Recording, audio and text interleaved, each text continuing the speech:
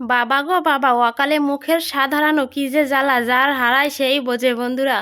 আজকে সকালে রান্না করছিলাম আলু সেদ্ধ টমেটো সিদ্ধ ভাত, কিন্তু আমার কিচ্ছুই খেতে ইচ্ছে হচ্ছে না।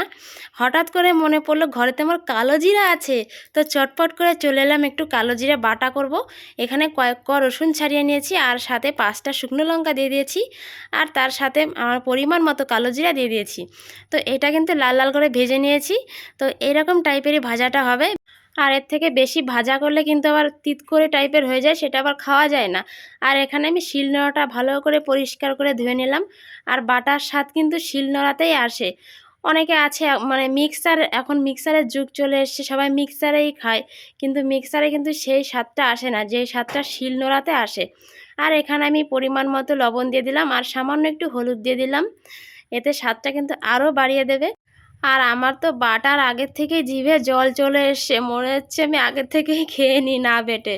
কিন্তু বাটার যে স্বাদ, সেই স্বাদটা কি আর না বেটে পাওয়া যাবে? তার জন্য একটু কষ্ট করে বেটেই নিলাম। আর এখানে বাটাটা প্রায় হয়ে গেছে। তো লাস্টে যেটা, সেটা হচ্ছে একটু সর্ষের তেল, খাঁটি সর্ষের তেল দিয়ে একটু ভালো করে মেখে নেব। তো দেখো মাখার পর এইরকম টাইপের হয়েছে দেখতে। আর শিলে কালো জিরে বাটা করলাম, শিলের উপর ভাত খাবো না, এটা কেমনে হয় বন্ধুরা? যার জন্য আমার এদিকে ভাতও হয়ে গেছে। তো এক হাতা গরম গরম ভাত নিয়ে নিলাম, শিলের উপরে ভালো করে মেখে নিচ্ছি। খেতে যা টেস্ট লাগছে না বন্ধুরা, মানে আমার হারানো প্রাণ দেহের মধ্যে ফিরে এলো। খেতে খেতে তো আমি প্রায় অর্ধেকটা খেয়ে নিয়েছি, ওদিকে কিন্তু ক্যামেরার বাইরে দুজনে হাঁ করে বসে আছে। তো ওদেরকে বললাম ক্যামেরার সামনে এসো, ওরা দুজনে যেহেতু খালি গায়ে আছে, জামা পরে নেয়, তাই ক্যামেরার সামনে আর এলো না। টাটা।